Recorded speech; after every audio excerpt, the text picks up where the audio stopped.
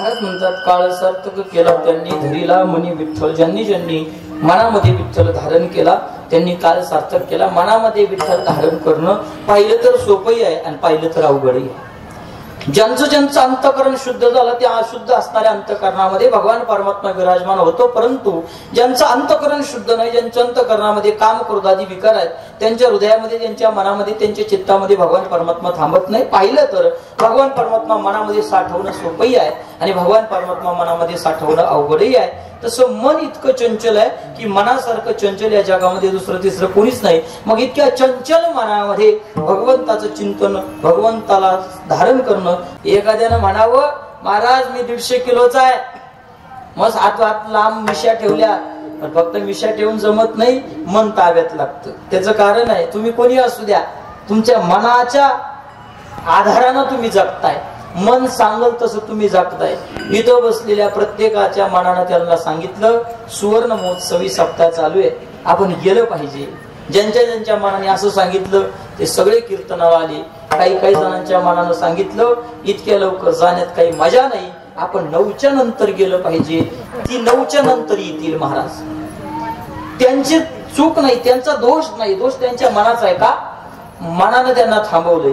शरीर किती वजनाचं असू द्या, शरीर किती किलोचं, किती देखणं, किती सुंदर असू द्या, पण मन जे ठरविल ना तेच होतंय महाराज. इथं मला मस्त वाटतं काही काही सांगावं, पण माझ्या मनातून जे येतंय तेच बोलतोय ना मी. मला मस्त वाटतं ओव्या म्हणावे, श्लोक म्हणावे, पण मनातून जे बाहेर निघतंय तेच बोलता येतं. आणि म्हणून तुमचं शरीर कसं आहे, तुमचं शरीर किती किलोचं आहे, तुमचं शरीर कुठं आहे याला किंमत नाही, तुमचं मन कुठं याला किंमत आहे. बराच वेळा आपलं शरीर कीर्तनात आहे आणि मन घरी. बराच वेळा आपलं शरीर घरी आहे आणि मन कीर्तनात आहे. मला गोड भाव तुम्हाला सांगायचा आहे, तुमचं शरीर जर कीर्तनात असेल आणि मन जर प्रपंचात असेल तर तुमच्या शरीराचा उपयोग नाही. तुमचं कदाचित शरीर जर घरी असेल आणि मन कीर्तनात असेल तर उद्धार झाल्याशिवाय राहणार नाही. एक उदाहरण सांगतो आणि 2 मिनिटांमध्ये थांबतो. 2 मित्र होते, बालपणीचे मित्र. लहानपण सोबत गेलं, तारुण्य सोबत चाललं, पण परिणाम असा झाला, एक मुलगा सद्विचारानं प्रेरित झाला, एक मुलगा वाईट विचारानं प्रेरित झाला. जो सद्विचारानं प्रेरित झाला त्यानं गळ्यामध्ये तुळशीची माळ घातली, आळंदी पंढरीची वारी करायला लागला. गावामध्ये काकडा असेल, काकड्याला जायचा, हरिपाठाला जायचा, कीर्तनाला जायचा, सत्संगाला जायचा, कुठं भजन असेल तिथं जायचा. आणि जो दुसरा होता तो रोज त्या ठिकाणी काय करायचा, आनंद कशाचा, हरिपाठाचा, कीर्तन नाही, आनंद घेणे. तुम्हाला तो रोज आनंद घ्यायचा. लहानपणापासून एकत्र वाढलेली पोरं, तरुणपणामध्ये दोघांची मार्ग वेगवेगळी झाली. एक त्या ठिकाणी आस्तिक म्हणजे पारमार्थिक झाला आणि दुसरा नास्तिक झाला. कुठेही ऑर्केस्ट्रा असू द्या, कुठेही तमाशा असू द्या, तिकडे तमाशाला जायचं, दुसरा उद्योगच नाही. गावातल्या कधी सप्त्याला नाही, कीर्तनाला नाही, प्रवचनाला नाही, कापल्याला नाही, हरिपाठाला नाही, कथेला नाही, कशालाच नाही. वाईट वळणाला लागला. असे करता करता 4-6 वर्ष निघून गेले. आणि जो आस्तिक नाम परमार्थिक होता, 1 वर्षी त्याने त्याला सांगितलं, म्हटले आता तुझे खूप नाटकं झाले, आपण अंगणवाडीला असल्यापासून आतापर्यंत सोबत होतो, मी तिथं परमार्थ करतोय, तू वाईट मार्गाला लागला. लोक मला नाव ठेवतात, लोक म्हणतात असा कसा तुझा मित्र आहे, तुला त्याला सांगता येत नाही का, शिकवता येत नाही का, सुधरवता येत नाही का. आता हे बरेच ठिकाणी असतं. एखादा मित्र माळकरी असतो, दुसरा एवढा म्हणलं बघ इकडे कोणतरी मी नाही म्हणत. आपल्याला काय करायचं, मला तासभर तुमच्या गावात राहायचं, कशाला एखाद्याला काय म्हणायचं आपलं नाही, आपण त्या उद्योगातच पडत नाही. आणि त्याचं कारण सध्या असं, सध्या सगळ्या महाराष्ट्राचं लक्ष फक्त महाराज लोकांवर येत आहे. हे कधी काय चुकीत सापडतील. आम्ही चांगलं केलेलं कधीच कोणी चांगलं म्हणत नाही, पण एखादा चुकीचा शब्द बाप रे बाप आमच्याकडून गेला की मग सगळे मीडिया, सगळे टीव्ही वाले, सगळे चॅनल वाले, वास महाराजांनी असं बोलावं का, त्यांना ते शोभतं का, त्यांना ते पडतं का, तुम्ही आमच्या डोक्यात दगड घाला तरी आम्ही गपच बसतो. अवघड परिस्थिती आहे. म्हणजे त्याला सांगायला लागला, म्हटलं अरे गड्या, आपण बालपणापासून आतापर्यंत एकत्र राहिलो, चांगल्या वळणातली, चांगल्या घरातली आपण माणसं आहेत, आणि तरी सुद्धा म्हटले तू वाईट वळणाला लागला, अजिबात जमणार नाही. म्हटले यावर्षी तुला माझं ऐकावं लागेल आणि पंढरीच्या वारीला यावं लागेल. आता तो काय ऐकायला तयार नाही. म्हटलं जमणार नाही. हा म्हटलं जमणार नाही, तुला पंढरीला यावंच लागेल. ठीक आहे म्हणला, पंढरीला येतो, पण पंढरपूर पर्यंत तिथं जाऊपर्यंतच मी तुझा, तिथं गेल्यानंतर मी कुठं जातोय काय करतोय तू माझ्या पंचायती करायच्या नाही. म्हटले तिथे गेल्यानंतर तू कुठं जाणार आहे? त्याला वाटलं जाईल चंद्रभागेला, जाईल पांडुरंगाच्या मंदिरामध्ये, जाईल गोपाळपुऱ्यात, जाईल कैकडी महाराजांच्या मठामध्ये, जाईल मीराबाई महाराजांच्या मठामध्ये. म्हटले कुठं जाणार तिथे गेल्यानंतर? म्हटलं पंढरपूर पर्यंत तुझ्यासोबत, तिथं गेलं की तमाशाला गेल्याशिवाय राहणार नाही. त्याला विचार केला तिथे गेल्यानंतर तमाशाला जाऊ नाही तर भासनात जाऊ, पण पंढरपूर पर्यंत येतोय ना हेच खूप झालं. म्हटलं ठीक आहे चालेल, काही अडचण नाही, तिथपर्यंत तू माझ्यासोबत चल. ठरलं. दोघं वारीमध्ये निघाले. मजल दर मजल करत पंढरपूरला गेले. पंढरपूरला गेल्यानंतर चंद्रभागेचं स्नान केलं, प्रदक्षिणा केली, कळसाचं दर्शन केलं आणि आपल्या फळावरती आल्यानंतर तिथं फळावरती कीर्तन सुरू झालं. आणि जो पारमार्थिक होता तो त्याला म्हटलं चला आपण कीर्तनाला जाऊन बसू. कीर्तन शब्द ऐकलं आणि त्यांनी त्या कीर्तनाचा, त्या शब्दाचा उलटा केला. कीर्तन उलट काय होतं? नर्तकी. कीर्तन नर्तकी. त्यानं त्याचं काय केलं? उलट. तो म्हटला अरे हा कीर्तनाला जाईल पण आपल्याला कुठं जायचंय? तमाशाला. मग त्याच्या डोक्यात टू पेटली. म्हणलं अजिबात नाही, कीर्तन बिर्तन तुझं ऐकलं 15 दिवस भजनात होतो, कीर्तनात होतो, हरिपाठात होतो, काकड्यात होतो, आता अजिबात ऐकणार नाही. म्हटलं मला आता तमाशाला जायचे. याला संबोधवण्याचा प्रयत्न केला. अरे म्हटले पंढरपुरामध्ये येऊन जर पाप केलं तर ते जन्मजन्मांतरी पाप तुझ्याकडून जाणार नाही. अन्नक्षेत्रे कृतम पापम तीर्थक्षेत्रे विनश्यती पुण्यक्षेत्रे कृतम पापम वज्रलेपो भविष्यती. ते भविष्यात ते पाप तुझ्या जीवनातलं जाणार नाही. इथे येऊन पाप करू नको. सांगितलं डोकं चालू नको, तमाशाला जायचे. म्हटलं निघाला. तमाशाच्या फळावरती गेला. जो पारमार्थिक होता तो कीर्तनात जाऊन बसला आणि जो नास्तिक होता तो तमाशाच्या फळामध्ये जाऊन बसला. योगायोग असा त्या दिवशी जे कीर्तन सुरू झालं ते कीर्तन त्या पारमार्थिक मुलाला काही कळालं नाही. त्याला ते कीर्तन काय आवडलं नाही. आणि कीर्तन न आवडल्यामुळं सहज त्याच्या मनामध्ये भाव निर्माण झाला. कुठं कुठं सांगितलंय? डोक्यात नाही, मग मनात भाव निर्माण झाला. काय? अरे चांगला आपला मित्र म्हणत होता तमाशालचं. तुम्ही जागे? तुमच्या लक्षात येतंय? कोण म्हणतंय? कीर्तनात बसलेला. काय चांगला आपला मित्र म्हणत होता तमाशाला, चल त्याच्या सोबत गेलो असतो तो बरं झालं असतं. हे कोण म्हणतंय? कीर्तनात बसलेला. आणि योगायोग त्या दिवशी असा की जो तमाशाला गेला ना तिकडेही तमाशा काय रंगला नाही, त्याला तमाशा काही आवडला नाही आणि त्याच्याही मनामध्ये सहज भाव निर्माण झाला. चांगला आपला मित्र म्हणत होता कीर्तनाला चल, त्याचं ऐकलं असतं तर बरं झालं असतं. ऐका, जो कीर्तनात होता त्याच्या मनात काय आला? तमाशा. आणि जो तमाशात होता त्याच्या मनात काय आलं? कीर्तन. ऐका, दोघही घरी आले आणि काही दिवसांनी दोघांचं इमान उडालं. कळतं ना, ज्याला आपण मरण असं म्हणतो. दोघही मेले आणि मेल्यानंतर दोघही यमराजाच्या समोर उभा आणि यमराजानं सांगितलं तुमच्यातला एकाने स्वर्गाला जायचं आणि एकाने नरकाला जायचं. आता ज्यानं आयुष्यभर पारमार्थ केलता, काकडा हरिपाठ कीर्तन काही सोडलं नव्हतं, त्याला वाटलं स्वर्गात नंबर आपलाच आहे. आणि ज्यानं आयुष्यात कधीच कीर्तन ऐकलं नाही, कधी प्रवचन नाही, काकडा नाही, हरिपाठ नाही, काहीच नाही, त्यानं ठरवलं आपण आयुष्यभर फक्त तमाशाच पाहिलाय, आपल्याला नरकाशिवाय काय दुसरं भेटणार नाही. मग जो पारमार्थिक होता तो स्वर्गाकडे निघाला, जो नास्तिक होता तो नरकाकडे निघाला. यमराज म्हटला थांबा थांबा थांबा, तुमचे रस्ते चुकले. म्हटले कस काय? म्हटले जो स्वर्गात चाललाय ना, ज्यानं आयुष्यभर परमार्थाचा आवा आणला त्याचा रस्ता नरकात आहे, आणि जो नरकात चालला ज्यानं आयुष्यभर तमाशा पाहिला त्याचा रस्ता पुढे स्वर्गात आहे. जो पारमार्थिक होता तो म्हटला लाज वाटते का यमराजा तुला? अरे म्हटला कळत नाही तेव्हापासून गळ्यात माळ आहे, कळत नाही तेव्हापासून कपाळाला गंध लावतो, कळत नाही तेव्हापासून आळंदी पंढरीची वारी करतो, कळत नाही तेव्हापासून एकादशीचं सोमवारचं व्रत धरतोय, कळत नाही तेव्हापासून हरिपाठ काकड्याला जातोय, आणि तरी तू मला सांगतोय नरकात जायचं. यमराजानं सांगितलं भल्या माणसा, तुला कळत नाही तेव्हापासून गंज कीर्तन तू ऐकली, तुला कळत नाही तेव्हापासून मस एकादशी धरल्या, कळत नाही तेव्हापासून मस आळंदी पंढरीला गेला, मस कीर्तन तू ऐकले, पण कीर्तनामध्ये, हरिपाठामध्ये, भजनामध्ये, काकड्यामध्ये म्हटले गाड्या तुझं फक्त शरीर होतं, तुझं मन मात्र कुठं होतं? कुठं होतं? तमाशात. तुझं शरीर कीर्तनात होतं आणि मन तमाशात होतं. परिणाम काय? तुला स्वर्ग नाही, तुला नरक प्राप्त आहे. आणि ज्याचं शरीर तमाशात होतं त्याचं शरीर तमाशात होतं, पण त्याचं मन कुठे गेलं? कीर्तनात. परिणाम काय? स्वर्ग. आणि म्हणून महाराज म्हटले, त्या ठिकाणी महाराजांनी सांगितलं काल सार्थक केला त्यांनी कोणी?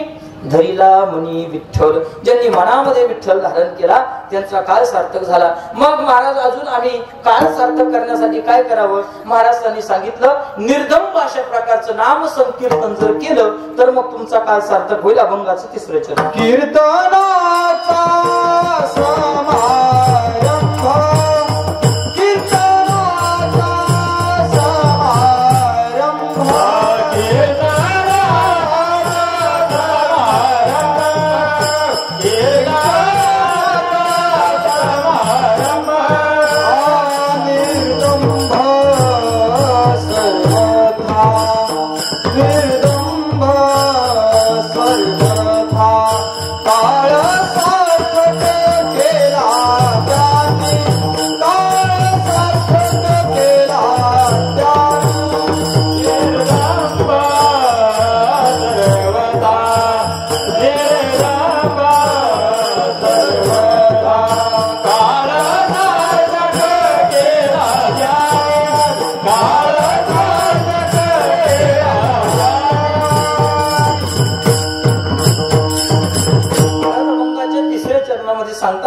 तुम्हाला काळ सार्थक करायचं असेल तर काय करा.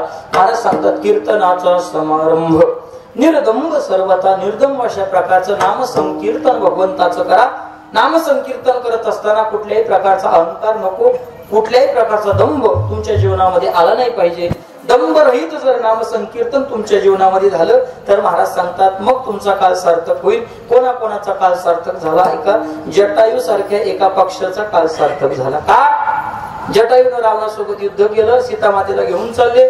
जटायूनं युद्ध सुरू केलं. शेवटी रावणाचं जटायूचं युद्ध सुरू असताना जटायू रावणाला ऐकत नाही. मग रावणानं त्या ठिकाणी कपट नीती अवलंबली आणि खोटं बोलला. म्हटलं मी माझं मरण कशा ते सांगतो, तू तुझं मरण सांग. जटायूनं सांगितलं माझं मरण पंखात आहे आणि रावणानं सांगितलं माझं मरण पायाच्या उजव्या अंगठ्यामध्ये. उजवा अंगठा जर फोडला तर मी मरण पावतो. जटायूला खरं वाटलं. पायाच्या अंगठ्यावरती झेप घातली आणि रावणानं त्याचे पंख छाटले. पंख छाटल्यानंतर रावणानं सीतामातेला उचललं, लंकेकडे निघून गेला. पण जटायूनं विचार केला जर आता हा निरोप प्रभू रामचंद्रापर्यंत पोहोचला नाही तर आपल्या जीवनाचा उपयोग नाही. आणि म्हणून जटायू प्रभू रामचंद्राची वाट पाहत बसला. श्रीराम जय राम जय जय राम, श्रीराम जय राम जय जय राम, श्रीराम जय राम जय जय राम, श्रीराम जय राम जय जय राम भजन करत राहिला. कधी देव येतोय, कधी प्रभू रामचंद्र येतात, कधी मी त्यांना निरोप सांगतो, कधी माझा देह ठेवतो. ही अवस्था जटायूची झाली.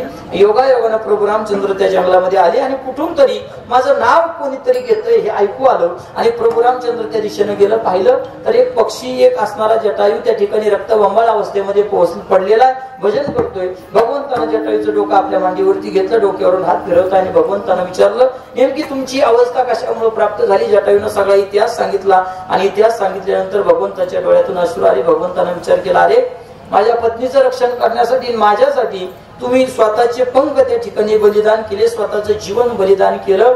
भगवंतानं जटायूला विनंती केली. जटायूला भगवान परमात्मा म्हणतात जटायू महाराज तुमचे माझ्यावरती खूप उपकार आहेत, खूप ऋण आहेत. फक्त मला परवानगी द्या. मी जगाचा नियंता आहे, जगाचा मालक आहे, जगाचा चालक आहे. मी एका सेकंदामध्ये तुमचे पंख तुम्हाला पूर्ववत देतो, तुमचं आयुष्य तुम्हाला देतो. सुंदर अशा प्रकारचं आयुष्य जगा. जटायूनं जे उत्तर दिलं खूप गोड उत्तर दिलं. जटायू भगवंताला सांगतात देवा अरे तुम्हाला खूप आयुष्य देशील, सुंदर आयुष्य देशील, सुंदर पंख मला देशील देवा, पण आयुष्य खूप चांगलं मिळेल रे, पण परत तुझ्या मांडीवरती मारायचं भाग्य मला मिळणार नाही. तुमच्या लक्षात येतंय जे भाग्य दशरथ राजाला मिळालं नाही देवा ते भाग्य मला मिळतंय. म्हणून महाराज म्हणले काळ सार्थक केला. कोणी? जटायूनं काळ सार्थक केला. ऐका ज्यावेळेस सेतूचं बांधकाम त्या ठिकाणी चालू होतं, सेतू बंधन चालू होतं आणि सेतूला जी लागणारी दगड सगळी वानर त्या ठिकाणी दगड आणत होती आणि सगळी वानर दगड आणत असताना एक खारुताई होती छोटीशी. ती खारुताई आपल्या ताकदीप्रमाणे छोट्याले दगड आणायची, समुद्रात टाकायची. योगायोग असा झाला की ते खारुताईच्या अंगावरती हनुमंतरायाचा पाय पडला आणि हनुमंतरायाचा पाय पडल्यानंतर त्या खारुताईच्या अर्ध्या शरीराचा चेंदा झाला आणि ती खारुताई चिरचिर ओरडली. तो आवाज भगवंतानं ऐकला आणि खारुताईला आपल्या हातात उचलून घेतलं. पाहिलं विचारलं का ग खारुताई तर मध्ये मध्ये का करत होती. खारुताई सांगते देवा काही नाही, तुमचं जे कार्य चालू आहे ना त्या कार्यामध्ये म्हणजे माझा सहभाग घेत होते, म्हणे थोडीशी मदत करत होते. भगवंताला अभिमान वाटला. निर्बुद्ध असणारी खारुताई सुद्धा आपल्या कार्यामध्ये काय करते, त्या ठिकाणी बलिदान देते, मदत करते.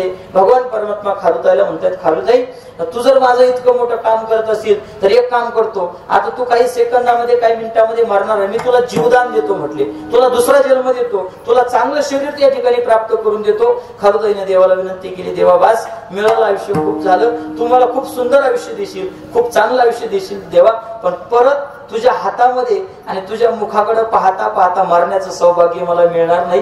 काळ सार्थक केला त्यांनी. तिसरा मुद्दा सांगतो. गंधमादन नावाचं माकड होतं, गंधमादन नावाचं माकड. आणि ते माकड काय करायचं, आपली छोटीशी गदा घ्यायचं आणि राक्षसावरती हल्ला करायचा. राक्षसावरती कुंभकर्ण युद्धामध्ये आला आणि कुंभकर्णानं नरसंहार त्या ठिकाणी चालू केला. कितीतरी राक्षस त्या कुंभकर्णानं मारली, पण हे गंधमादन नावाचं माकड काय करायचं, आपली गदा घ्यायचं कुंभकर्णाच्या पायावरती मारायचं. छोटीशी गदा, छोटस माकड त्या कुंभकर्णाच्या तुलनेमध्ये हे गदा मारायचं. कुंभकर्णानं पाहिलं सगळी वानर मला घेऊन पळाली, पण हे एक वानर कोणी म्हटलं पायावरती येऊन गदा मारते. कुंभकर्णाने त्याला हातामध्ये घेतलं, पाहिलं तर त्या वानराचा एकतर सुगंध सुटलेला आणि दुसरं म्हणजे त्याच्या मुखामध्ये श्रीराम जय राम जय जय राम, श्रीराम जय राम जय जय राम. आणि ते भजन रामाचं करत होते. विचारलं कोणाचं भजन करतोय, म्हटले रामाचं भजन करतोय. काय त्यांना प्राप्त होतं सांगितलं, रामाचं भजन केलं की काळ सार्थक होतो. भगवंताचं चिंतन केलं की काळ सार्थक होतो. त्याला राग आला, अरे म्हटले रामाचं भजन करतोय, माझ्या दुश्मनाचं माझ्या शत्रूचं भजन करतोय, जमणार नाही. मुठीमध्ये धरलं, मूठ आवडली. कोणी?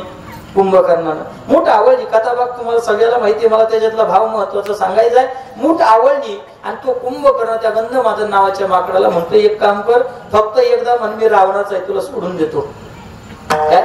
एकदा म्हण मी कोणाचा आहे? रावणाचा आहे, तुला जिवंत सोडून देतो. चंद्र सूर्य आहे तोपर्यंत तुला जीवन मिळेल, सुखानं समाधानानं आनंदानं राहा. त्या गंधमादन नावाच्या माकडानं गोड उत्तर दिलं, रावणाचा आहे असं म्हटल्यानंतर तुम्ही मला सोडून देताल, पण ऐका ना, मला सुंदर आयुष्य मिळेल, मला राज्य मिळेल, सगळं मिळेल, पण रावणाचं आहे असं म्हणून जगण्यापेक्षा रामाचा आहे असं म्हणून मी मरण पत्करीन. महाराज म्हणतात काळ सार्थक केला त्यांनी. असं चिंतन ज्यांनी केलं, असा मनामध्ये देव ज्यांनी साठवला, त्यांनी काळ सार्थक केला. अजून काळ सार्थक कोणी कोणी केला? महाराज सांगतात ज्ञानोबरांनी काळ सार्थक केला, तुकोबरांनी काळ सार्थक केला, आमच्या साधू संतांनी काळ सार्थक केला. त्यांच्या जीवनामध्ये काय केलं तर महाराज म्हणतात वेगळं काही नाही, निरामणे स्वरूप सिद्धी आणि नित्य समाधी हरीची किंवा हरी नामी. साधू संतांनी वेगळं जीवनामध्ये काहीच केलं नाही, भगवंताचं गोड स्वरूप आपल्या जीवनामध्ये अंतःकरणामध्ये धारण केलं आणि भगवंताच्या नामस्मरणामध्ये, भगवंताच्या चिंतनामध्ये नित्य समाधी हरीचे नामी. समाधीचं जे सुख आहे, समाधीचा जो आनंद आहे, महाराज म्हटले त्या हरीच्या चिंतनामध्ये आमच्या साधू संतांनी तो आनंद शोधला आणि म्हणून काळ सार्थक केला त्यांनी, धरीला मनी विठ्ठल ज्ञानेश्वर.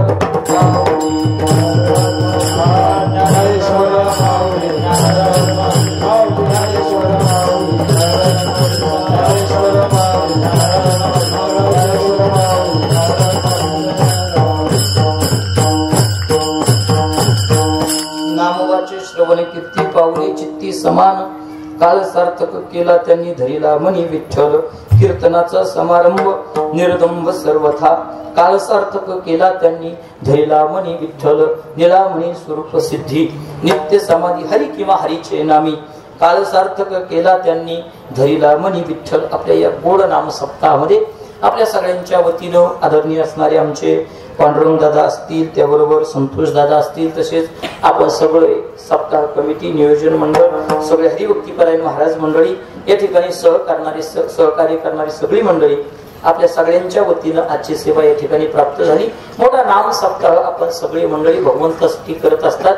मी सुरुवातीलाही एक वाक्य बोलून गेलो की जितका आवडीनं, जितक्या थाटामाटामध्ये आपण प्रपंच करतो, त्याच्याही पेक्षा थाटामाटामध्ये आपण परमार्थ केला पाहिजे. त्याचं कारण आपल्या जवळ जे आहे ते देवानं दिलेलं आहे. तुमचं काय मत आहे? देव हे काळाचे धन, कुबेराचे. एखाद्याला वाटत असेल मी खूप श्रीमंत आहे, एखाद्याला वाटत असेल मी नोकरी करून पैसा कमवला, एखाद्याला वाटत असेल मी व्यवसाय करून पैसा कमवला, एखाद्याला वाटत असेल मी शेती करून पैसा कमवला, पण शेती करणारे काय कमी माणसं नाहीत, व्यवसाय करणारे काय कमी माणसं नाहीत, आणि नोकरी करणारे सुद्धा कमी माणसं नाहीत. पण सगळ्याकडेच इतकी संपत्ती शिल्लक राहते असं अजिबात नाही. तुम्हाला देणारा कोण आहे? देता देवविता, नेता नेवविता. देणाराही देव आहे आणि तुमच्याकडून घेऊन जाणारा सुद्धा कोण आहे? देव आहे. म्हणून माणसानं कधी अहंकार करू नये, म्हणून माणसानं कधी बडेजाव करू नये की माझ्याकडे हे आहे, माझ्याकडे ते आहे, मी इतका मोठा. अजिबात नाही. तुम्ही कितीही मोठे असू द्या, या जगात देवापेक्षा मोठं कोणी नाही. म्हणून जाता जाता एक वाक्य महत्वाचं सांगतो, जगामध्ये तुम्ही सगळ्याला विसरा, सगळ्याला. माझं संपलंय कीर्तन, कीर्तनातलं माझं शेवटचं वाक्य आहे, जगामध्ये तुम्ही सगळ्याला विसरा, फक्त देवाला कधी विसरू नका. त्याचं कारण देव कधी तुम्हाला देईल कळणार सुद्धा नाही, आणि कधी दिलेलं परत घेईल हे सुद्धा कळणार नाही. कळेल का? नाही. आपल्या डोळ्यासमोरची उदाहरणं आहेत ना, कितीतरी श्रीमंत अरबोपती असणारी माणसं आज रस्त्यावरती भीक मागतायत.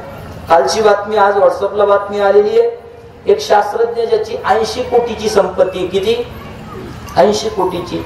त्या शास्त्रज्ञानं 80 कोटी रुपये संपत्ती असताना त्यानं शेवटचा श्वास वृद्धाश्रमामध्ये घेतलाय. कुठं? वृद्धाश्रमामध्ये. त्याची पोरं, त्याच्या पुरी त्याच्या अंत्यविधीला सुद्धा आल्या नाही. काय घेऊन बसले तुम्ही? कशाचं? अजिबात नाही. म्हणून इथं सगळ्यात मोठं कोण? तर त्याचं नाव देव आहे. जो विटेवरती उभा आहे, कटेवरती ज्याचे हात आहे आणि आपली सगळ्यांची वाट पाहतो, सगळ्यात मोठा तो आहे, देणाराही तो आहे आणि घेऊन जाणारा सुद्धा ते आहे. तुमच्या जीवनामध्ये सुख आलं तरी नियोजन देवाचं आहे, आणि तुमच्या जीवनामध्ये दुःख आलं तरी सुद्धा नियोजन देवाचं आहे. तुम्ही जन्माला आले ना, जन्माला आले त्या दिवसापासून तुम्ही मरेपर्यंत तुमच्या आयुष्यामध्ये काय घडणार आहे हे सगळं लिहून ठेवणार जो आहे त्याचं नाव देव आहे. एखादा पंडित असेल, एखादा ब्राह्मण असेल, तुमची कुंडली सांगत असेल काही काळापुरती आणि सगळंच खरं होतं असं नाही, पण माझ्या देवानं तुमच्या बाबतीत जे जे लिहिलंय ना ते सगळं खरं होतं. देवाचं कधी खोटं होत नाही. देवानं आपल्या सगळ्याचं लिहून ठेवलेलं आहे. कोण कोण काय करणार आहे, हा मी कीर्तन करणार हे देवाने लिहून ठेवलं असेल. महाराज मृदंग वाजवणार ते देवाने लिहून ठेवलं असेल. आपण सगळी मंडळी गायन करणार आहोत देवाने लिहून ठेवलंय. हे दादा सिस्टीम घेणार आहे देवाचं नियोजन आहे, तुमचं आमचं काहीच नाही. तुम्हाला वाटत असेल आम्ही 50 वर्ष सप्त चालवलं, अजिबात नाही. चालवणारा कोण आहे? चाल हे शरीर तर चालवतोय, सगळं विश्व चालवणारा कोण आहे? भगवान परमात्मा आहे. आणि म्हणून जाता जाता माझं महत्वाचं वाक्य, सगळं जग विसरा, मित्र विसरा, शेजारी विसरा, नातेवाईक विसरा, गरज पडली हिरण्यकश्यपू सारखा बाप असला तर विसरा, आणि कैकेयी सारखी आई असली तरी सुद्धा विसरा, परंतु भगवान परमात्म्याला कधी विसरू नका. त्याचं कारण भगवान परमात्म्यानं आपल्याला सगळं दिलं. भगवान परमात्म्यानं आपल्या सगळ्यासाठी बेस्ट काहीतरी ठरवलेलं आहे. आपल्याला कधीतरी रस्त्याने चालताना ठेस लागते, आणि ठेस लागल्यानंतर सहज आपण विचार करतो, अरे काय चूक झाली माझी, काय पाप केलं मी, चांगला रस्ता आहे आणि चांगल्या रस्त्याला मला ठेस लागली, पायातून रक्त निघालं, नख तुटलं, काय गरज होती, आपण देवाला दोष देत बसतो. परंतु तिथून पुढं 1 मिनिट गेल्यानंतर आपल्या काय झालं, काय नाही झालं अजून, तिथून पुढे 1 मिनिट गेल्यानंतर आपल्या लक्षात येतं की आपल्या समोर मोठा ऍक्सिडेंट झालाय. कदाचित जर आपल्या पायाला ठेस लागली नसती तर आपण त्या ऍक्सिडेंट मध्ये काय झालं असतो, सापडलो असतो, आपल्याला त्या ठिकाणी मरण आलं असतं. आणि म्हणून देवानं आपल्याला काय केलं, एक राजाचं उदाहरण सांगतो, माझी सेवा संपवतो. म्हणजे देव तुमच्यासाठी जे करतो ना, जर तुमच्या जीवनात एखादं दुःख आलं, अजिबात रडू नका, विचार करा, देवानं उद्या आपल्यासाठी काहीतरी चांगली योजना केलेली आहे, म्हणून आज थोडस दुःख दिलं. एक राजा आणि एक प्रधान शिकारीसाठी निघाले. लहानपणी कधीतरी तुम्ही ऐकलेलं असेल, कधीतरी कीर्तनात ऐकलेलं असेल, पण ऐका, माझ्या विषयाला अनुसरून आलं म्हणून सांगतोय. एक राजा आणि एक प्रधान शिकारीला निघाले. शहाणा शिकारी तो असतो जो शिकारीला निघाल्यानंतर हत्यार तपासून पाहतो.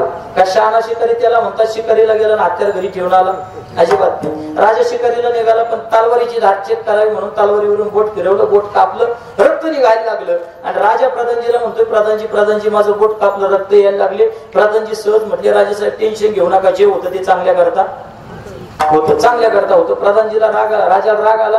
मीच दिलेले कपडे घालतोय, मीच दिलेले दागिने घालतोय, मीच दिलेल्या पगारावरती जगतोय, मीच दिलेल्या घरात राहतो, मीच दिलेलं अन्न खातो, आणि वरून माझं बोट कापल्यानंतर काय म्हणतो, जे होतं ते चांगल्या करता. राग आला, आज्ञा दिली, म्हटली याला जेलमध्ये टाका.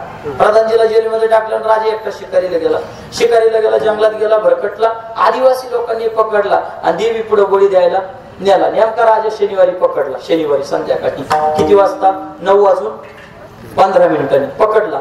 आता देवीला काय रविवारी बळी देता येईना, सोमवारी देता येईना, मग मंगळवारी बळी द्यायचा ठरला. मग रविवार गेला, सोमवार गेला, मंगळवारी त्याला आंघोळ घातली, जंगलात ते कपडे घातले, बळी देण्यासाठी देवीच्या समोर नेलं. देवीच्या समोर उभा केलं, बळी देणार. इतक्यात एकाचं लक्ष गेलं, राजाच्या हातातून रक्त पडत होतं. अरे म्हटली याला जखम झालेली, नासका झाला, आता नासका बळी देवीला चालणार नाही, म्हणून राजा सोडून दिला. राजा परत आपल्या राज्यात आला, राज दरबार भरवला, सांगितलं पहिलं प्रधानजीला आणा, म्हणले पहिलं जेलमधून सोडा, त्याला घेऊन या. प्रधानजीला घेऊन आले, उभा केलं, म्हटले प्रधानजी मला तुमचं पटलं, तुम्ही म्हटले होते जे होतं ते चांगल्या करता होतं, निश्चितच माझं बोट कापलं म्हणून आज माझा प्राण वाचला, हे माझ्यासाठी चांगलं झालं. पण प्रधानजी माझ्या मनात एक प्रश्न आहे. म्हटले काय? माझं बोट कापलं म्हणून माझा प्राण वाचला, हे माझ्यासाठी चांगलं झालं, देवाने माझ्यासाठी चांगलं केलं, पण तुम्हाला मी जेलमध्ये टाकलं, याच्या पाठीमागे चांगलं काय झालं? अरे राजे लोक जे असतात ना पैशावाले, त्यांना नको तिथे डोकं लावायची सवय असते, ते नको तिथे डोकं लावतात. त्या प्रधानजीनं सांगितलं, राजेसाहेब तुमचं बरोबर आहे, तुम्हाला मी जे म्हटलं जे होतं ते चांगल्या करता होतं, तुमचं बोट कापलं म्हणून तुमचा प्राण वाचला, आणि मला तुम्ही जेलमध्ये टाकलं ते सुद्धा माझ्यासाठी चांगलंच झालं. म्हटले काय झालं? म्हटले राजेसाहेब जर तुम्ही मला जेलमध्ये टाकलं नसतं तर मला सोबत शिकारीला घेऊन गेले असता. जर शिकारीला सोबत घेऊन गेले असते तर दोघाला आदिवासी लोकांनी पकडलं असतं. जर दोघाला पकडलं असतं तर बळी द्यायला सुद्धा दोघाला नेलं असतं. जर दोघाला बळी द्यायला नेलं असतं तर तुमचं बोट कापलंय म्हणून नासका बळी म्हणून तुम्हाला सोडून दिलं असतं, आणि मला तिथं बळी दिलं असतं. याचा अर्थ काय कळाला? देवाने तुमच्यासाठी जे केलंय ते चांगलं केलंय म्हणून देवाचे आभार माना. देवानं आजच्या दिवसापर्यंत आपल्याला जिवंत ठेवलंय. उद्याचा दिवस तुम्ही पाहिला नाही, उद्याचा दिवस मीही पाहिला नाही. उद्या सूर्य उगवेल पण तो पाहण्यासाठी आपण राहू की नाही गॅरंटी नाही. नाही. आज देवानं आपल्याला जिवंत ठेवलं, देवाचे आभार म्हणा. बस देव आतापर्यंत आयुष्य तू आम्हाला दिलं ना, बस तुझे आमच्यावरती खूप अशा प्रकारचे उपकार आहेत. देवाला बाकीचं काही मागू नका. देवाला मागायचं ठरलं तर फक्त एकच मागा, देवा आमच्या जीवनामध्ये अखंड तुझं नामस्मरण घडलं पाहिजे, आमच्या जीवनामध्ये अखंड तुझी भक्ती घडली पाहिजे. ही मागणी भगवंताकडे करा, हा विचार भगवंतासमोर मांडा. रोज सकाळी उठले का देवाचे आभार माना. बस देवा तू आम्हाला जिवंत उठवलं, देवाचे आभार माना.